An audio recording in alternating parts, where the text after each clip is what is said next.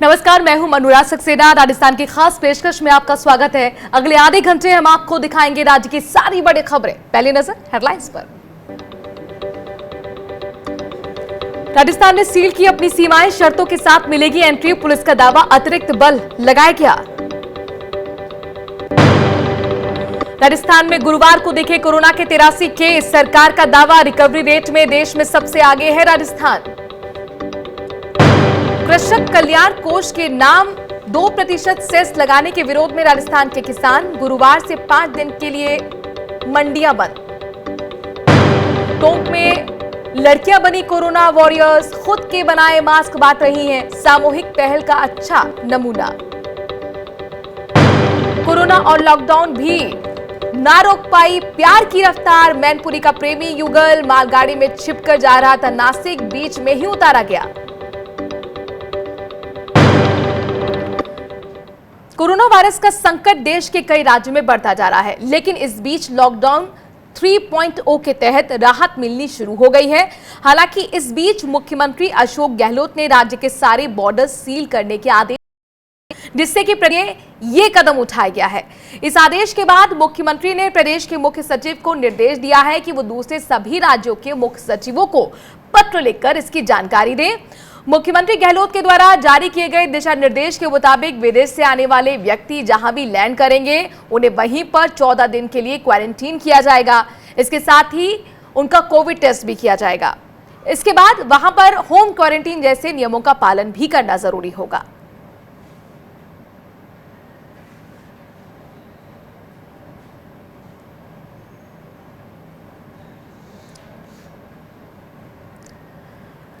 विदेश में फंसे राजस्थानी लोग और उनके परिजनों के लिए राहत भरी खबर है। राज्य सरकार केंद्र से समन्वय कर ऐसे 8,500 लोगों को वापस लाने की तैयारी में जुट गई है। इसके लिए राज्य सरकार ने एयरपोर्ट सेल का गठन भी कर दिया है। मुख्य सचिव ने कहा है कि विदेशों से लौटने वाले लोगों के लिए जयपुर समेत राज्य के 5 एयरपोर्ट पर 14 दिन क्वारंटीन का। राजस्थान पुलिस के एडीजी क्राइम बीएल सोनी ने बताया है कि गलत तरीके से हो रही आवाजाही रोकने के लिए अतिरिक्त बल तैनात किया गया है। साथ ही लॉकडाउन को सफल बनाने को लेकर पुलिस पूरी तरह से एक्टिव है। अब तक 5,000 लोगों के खिलाफ कुल 2,350 एफआईआर दर्ज की गई है। सोशल मीडिया पर गलत जानकारी डालने, भड़काऊ पोस्ट करने के 194 केस दर्ज किए गए हैं। अब तक लॉकडाउन तोड़ने के मामले में 13,152 लोगों की गिरफ्तारी भी हो चुकी है। इंटरस्टेट मूवमेंट को बिल्कुल रेस्ट्रिक्ट कर दिया गया है। सरकार के नए आदेश के बाद पूरे राजस्थान की बॉर्डर्स को सील किया गया है। जो अब कोई भी व्यक्ति एक वैलिड पास जो दोनों तरफ की आपसी कंसेंट से जारी होगा, सिर्फ उन्हीं लोगों को पूरी जांच के बाद अलाउ किया जाएगा। एडीजी क्राइम बीएल सोनी खुद हमारे साथ जुड़ गए हैं बात करने के लिए। बीएल सोनी जी, बहुत बहुत स्वागत है आपका स्वराज एक्सप्रेस में। Thank you. ये जो नया आदेश आया है कि जो जितनी भी इंटरस्टेट सीमाएं हैं उनको सील कर दिया जाएगा, लेकिन जो इमरजेंसी सर्विस में लगे हुए लोग हैं, क्या उनके आने जाने पर भी किसी तरह की रोक रहेगी? देखिए, इमरजेंसी सर्विसेज में लगे हुए लोग हैं, उनकी आवाजाही जारी रहेगी। और जो अत्यंत ही महत्वपूर्ण मेडिकल इमरजेंसी केसेज हैं या कोई डेथ इन फैमिली के इमीडिएट फैमिली के केसेज हैं, उन लोगों के लिए व्यवस्था की जा रही है। अन्यथा बॉर्डर्स को पूरी तरह से सील किया जा रहा है। वहां पर अतिरिक्त पुलिस बल तैनात किया गया है और ये व्यवस्था की गई है कि बिना स्वीकृति के कोई भी व्यक्ति वाहन के साथ या पैदल भी प्रवेश नहीं कर सके। सोनी जी, जैसे हमने गाजियाबाद में भी देखा था, नोएडा में भी देखा था कि मीडिया पर्सन्स को भी रोका जा रहा था। उनको, डॉक्टर्स को एंट्री नहीं थी आईडी कार्ड के आधार पर। उनके लिए कहा गया था कि आपको पास लेना होगा। तो क्या यहाँ पर भी आप ऐसी व्यवस्था कर रहे हैं? जो नेशनली एक्रेडिटेड जर्नलिस्ट हैं, उनके लिए कोई रोका टोकी नहीं है। उनको जरूर अपनी आईडी देनी होगी और उनको अपना पर्पस बताना होगा। तो उनके लिए ये रेस्ट्रिक्शन नहीं है, लेकिन उनको अपनी आईडी और अपना पर्पस जरूर बताना होगा। शुक्रिया बीएल सोनी जी हमसे जुड़ने के लिए। डीजी क्राइम हमारे साथ जुड़े थे, जो कह रहे थे कि आपको अपना जरूरी जो कारण है वो बताना होगा और इसके साथ ही आपके पास आईडी कार्ड होना चाहिए अगर आप एसेंशियल सर्विसेज में जुड़े हुए हैं। हालांकि राजस्थान में प्रवासी श्रमिकों का आना जाना जारी है। तेलंगाना में 921 श्रमिकों को लेकर एक स्पेशल ट्रेन बुधवार को जोधपुर पहुंची। सभी श्रमिक मेडिकल चेकअप उनका किया गया और उसके बाद इन सभी को बसों के जरिए अपने अपने गांव के लिए रवाना कर दिया गया। इससे पहले बुधवार को महाराष्ट्र के भिवंडी और पालघर से भी 2 ट्रेनें मजदूरों को लेकर जयपुर पहुंची थी।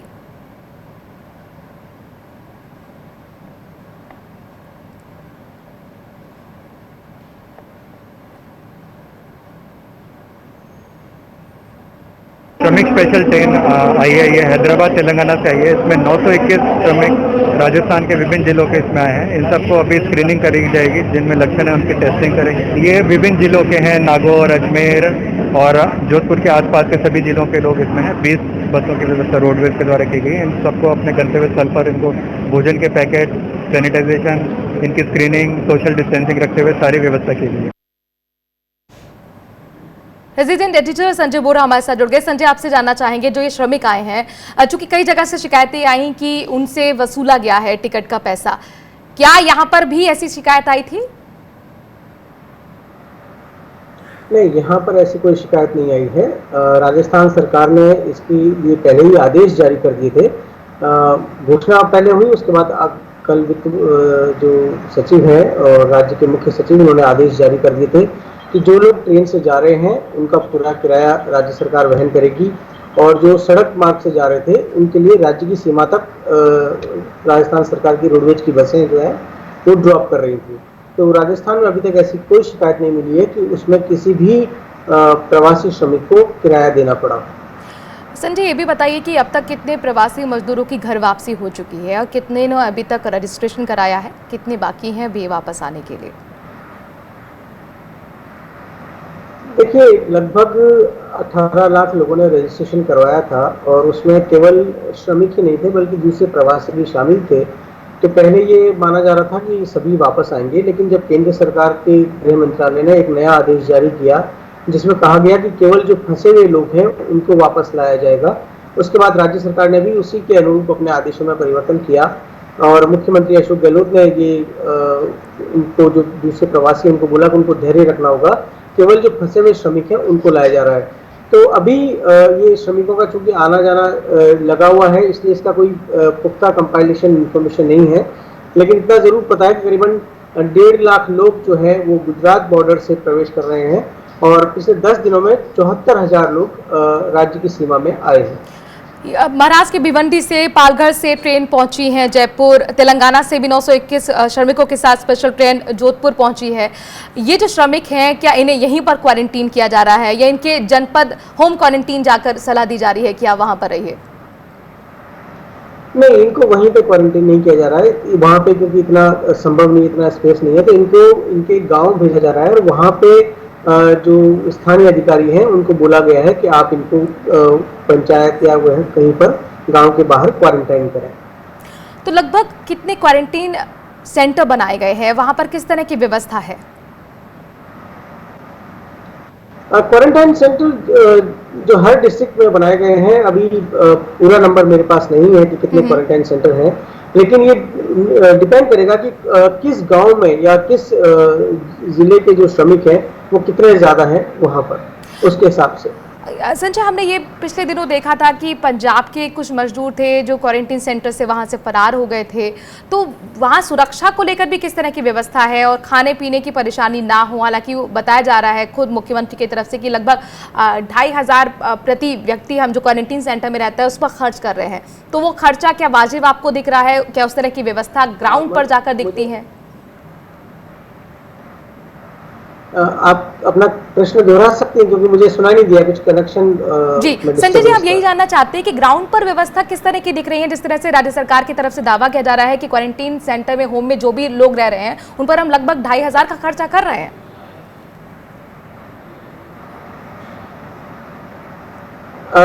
देखिए, उनके खाने पीने की पूरी व्यवस्था है। उनको 2 टाइम का खाना दिया जा रहा है, नाश्ता दिया जा रहा है, चाय दी जा रही है, दूध दिया जा रहा है और उसमें फल वगैरह भी हैं।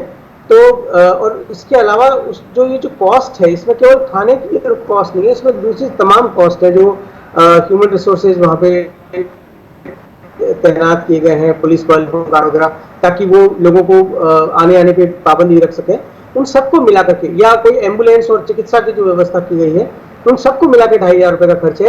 ये केवल खाने पीने का खर्च नहीं है। शुक्रिया संजय हमसे जुड़ने के लिए, तमाम जानकारी हम तक पहुंचाने के लिए। एक छोटे से ब्रेक के लिए यहाँ पर रुक रहे हैं, जल्द हाजिर होते हैं कुछ और खबरों के साथ।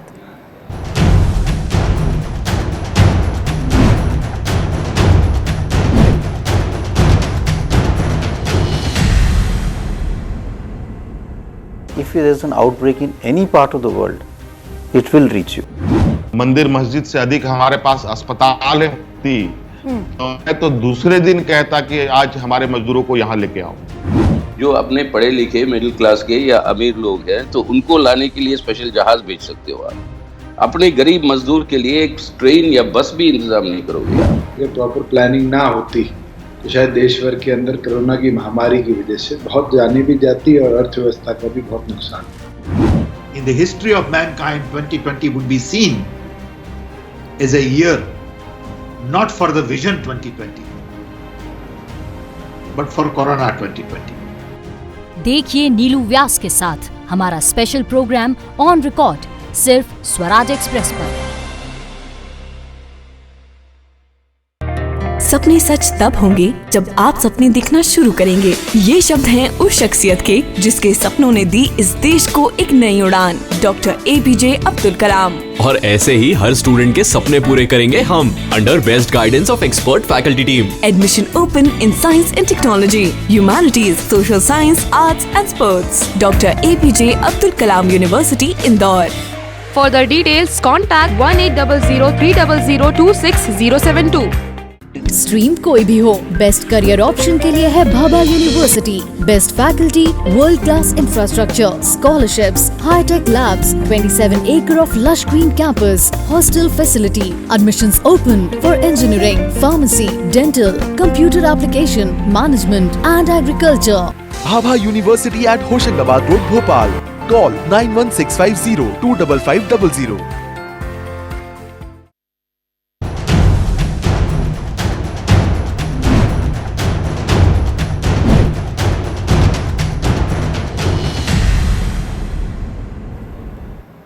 राजस्थान में आज दोपहर तक 83 नए मरीज मिले हैं। वहीं जयपुर में 13, चित्तौड़गढ़ में 16, पाली में 7 नए मरीज मिले हैं। प्रदेश में कोरोना पॉजिटिव मरीजों की कुल तादाद 3400 पहुंच चुकी है, तो 1740 मरीज ठीक भी हो चुके हैं। यानी कि कोरोना का रिकवरी रेट, ठीक होने की जो दर है वो 50% से ज्यादा है। राजस्थान में अब तक 1,45,510 सैंपल लिए जा चुके हैं। सिर्फ 2,280 सैंपल की जांच रिपोर्ट आना बाकी है।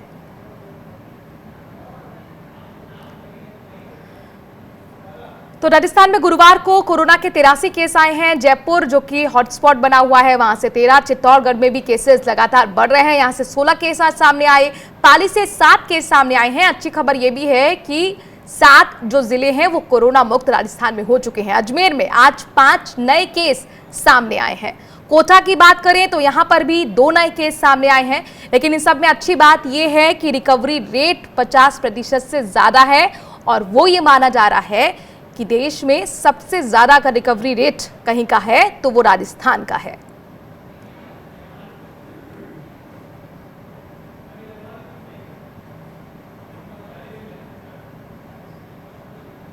राजस्थान सरकार का दावा है कि राज्य में कोरोना संक्रमण को बेहतर ढंग से कंट्रोल किया गया है। स्वास्थ्य मंत्री डॉक्टर रघु शर्मा का कहना है कि राज्य में रिकवरी रेट 50% से ज्यादा है, जो देश भर में सबसे बेहतर है।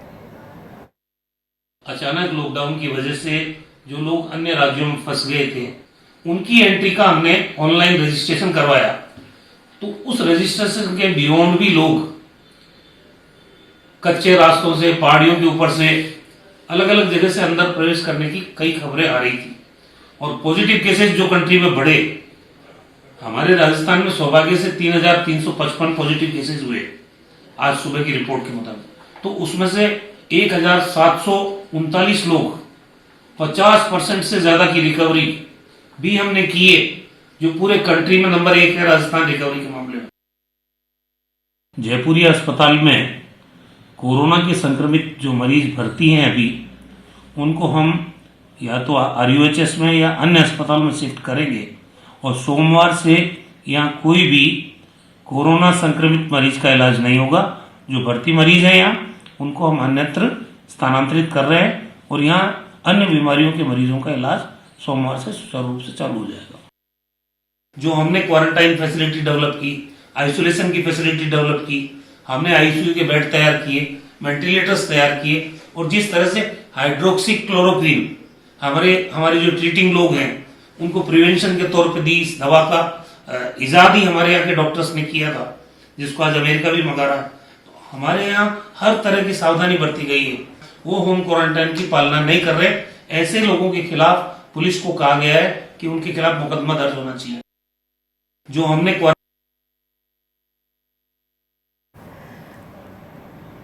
सभी रेड जोन वाले जिलों में जांच नमूनों की रफ्तार समान नहीं है। बुधवार सुबह तक 1,35,000 नमूने लिए गए। इनमें से 40% सैंपलिंग अकेले जयपुर और जोधपुर से है। रेड जोन वाले जिलों में 50 से ज्यादा मरीजों वाले कई जिलों में अभी भी सैंपलिंग जोर नहीं पकड़ पाई है।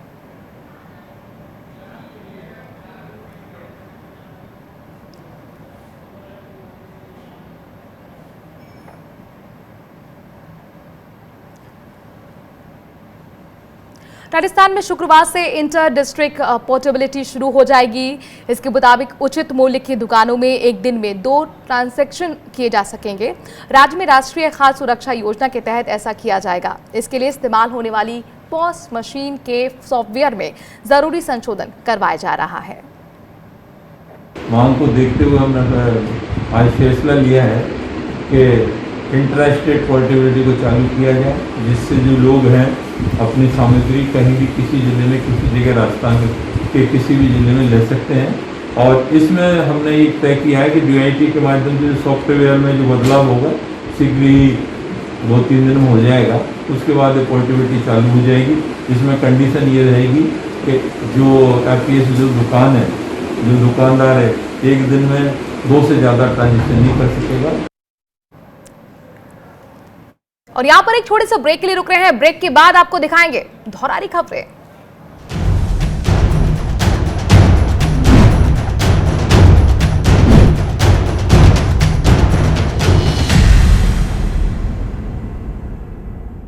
RKDF university, a world class university, जहां स्टूडेंट्स को ये ध्यान में रखकर पढ़ाया जाता है कि वो जॉब क्रिएटर्स बन सके, न कि सिर्फ job seekers. So join NIRF ranked university and become CEO of your company. At RKDF University, we focus on all-round development of a student. Courses offering BA, BCom, MA, MCom, BBA, MBA, BSW, MSW, B.Ed, D.Ed, M.Ed. Visit RKDF University at Gandhinagar, Bhopal or call on toll-free number 1800-2700-320. Shri सत्य Sai university का MP में पहला AICTE new Delhi प्रमाणित school of design, जहां है industrial communication and textile design courses. या चुने श्री सत्य Sai university of technology and medical science, जहां है engineering, pharmacy, management, agriculture, homeopathy, law, dairy technology और BHMS जैसे कई कोर्सेज। अधिक जानकारी के लिए विजिट करें स्कूल ऑफ डिजाइन की वेबसाइट www.ssutms.co.in या कॉल करें 9826293590। SRK University, not just a name, but a gate to your success. Extraordinary placements, expert faculty, advanced infrastructure. SRK University, excellent education, modern learning. Courses offered: engineering, MBA, pharmacy, agriculture, dental, homeopathy, nursing, law, BSc, MSc, BCom, MCA, and many more. SRK University, where education becomes better. Admissions open. Call 70241-44981 or visit www.srku.edu.in. सपने सच तब होंगे जब आप सपने दिखना शुरू करेंगे। ये शब्द हैं उस शख्सियत के जिसके सपनों ने दी इस देश को एक नई उड़ान, डॉक्टर APJ अब्दुल कलाम। और ऐसे ही हर स्टूडेंट के सपने पूरे करेंगे हम, under best guidance of expert faculty team. Admission open in science and technology, humanities, social science, arts and sports. Dr. APJ Abdul Kalam University, Indore. Further details, contact 1800-300-26072.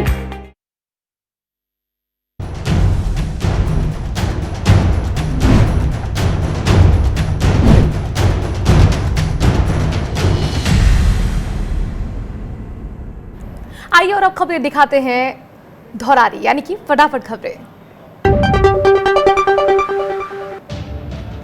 Karnataka सरकार ने एक बार फिर यू टर्न लिया है। राज्य सरकार ने प्रवासी मजदूरों को उनके राज्यों तक पहुंचाने के लिए ट्रेन सेवाओं को फिर से शुरू करने का फैसला लिया है। सरकार ने राज्य में फंसे हुए प्रवासी मजदूरों, पर्यटकों, छात्रों, तीर्थयात्रियों को वापस भेजने को लेकर सहमति के लिए राज्य सरकारों को लेटर लिखा है। राजस्थान के nodal officer Biju George Joseph को भी चिट्ठी लिखी। दरअसल राजस्थान के श्रमिकों को लेकर भी एक ट्रेन रोज चलने वाली थी, जिसे रद्द कर दिया गया था। राजस्थान के शिक्षा मंत्री गोविंद सिंह डोटासरा ने शिक्षक संस्थानों के प्रतिनिधियों के साथ वीडियो कॉन्फ्रेंसिंग के जरिए बात की। शिक्षा महकमे से जुड़े कई जरूरी मुद्दों और इन दिनों कोरोना वॉरियर्स के रूप में काम कर रहे शिक्षकों से जुड़ी परेशानियों को लेकर खुली बातचीत की गई। राजस्थान शिक्षा विभाग में जितने भी शिक्षक संगठन कार्यरत हैं, उन सब के तमाम प्रदेश अध्यक्ष या जो तमाम अधिकारी हैं, नेता हैं, महासचिव हैं या जो भी पदाधिकारी हैं, उनसे चर्चा हुई। चाहे समय लगे लेकिन 10वीं और 12वीं की एग्ज़ाम्स होनी चाहिए, ये शिक्षक संगठनों की मांग आई है। तो इसके बारे में हमने कहा कि माननीय मुख्यमंत्री जी आज या कल में हमसे शिक्षा विभाग के बारे में अहम चर्चा करने वाले हैं, तो उनके मार्गदर्शन में जो भी फैसला होगा वो लिया जाएगा। जो मॉडल स्कूल हैं उनमें जो वेतन नहीं मिल रहा था वो तुरंत उनको वेतन मिलेगा। कल ये ऑर्डर जारी कर दिए गए हैं।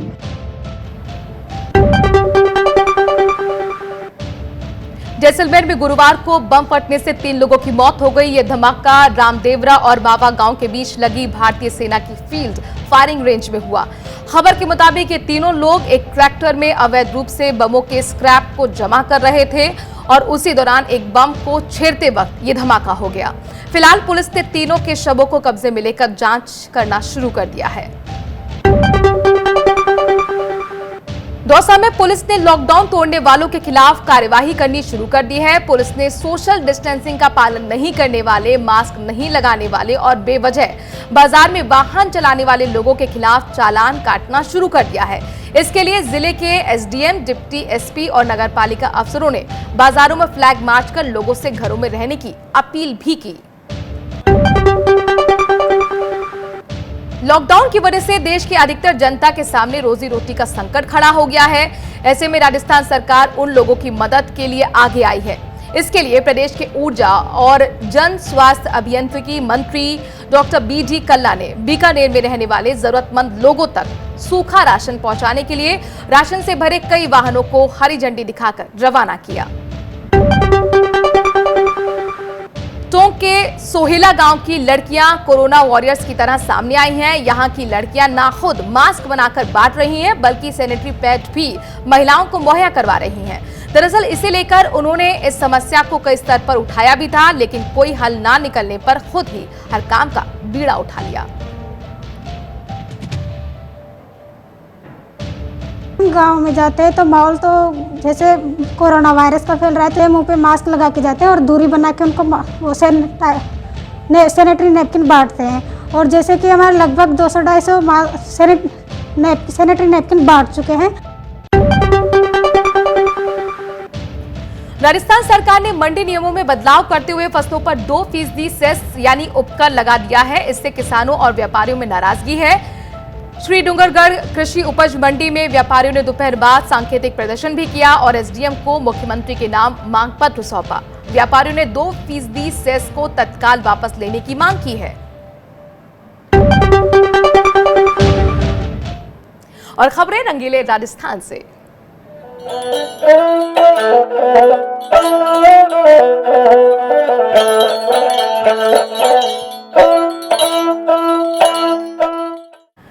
प्यार किया तो डरना क्या, ये तो आपने हमेशा सुना ही होगा, लेकिन क्या आप जानते हैं कि मैनपुरी के एक कपल ने तो ऐसा प्रेम किया कि ना तो उन्हें कोरोना डरा पाया और ना ही लॉकडाउन। ये रिपोर्ट देखिए।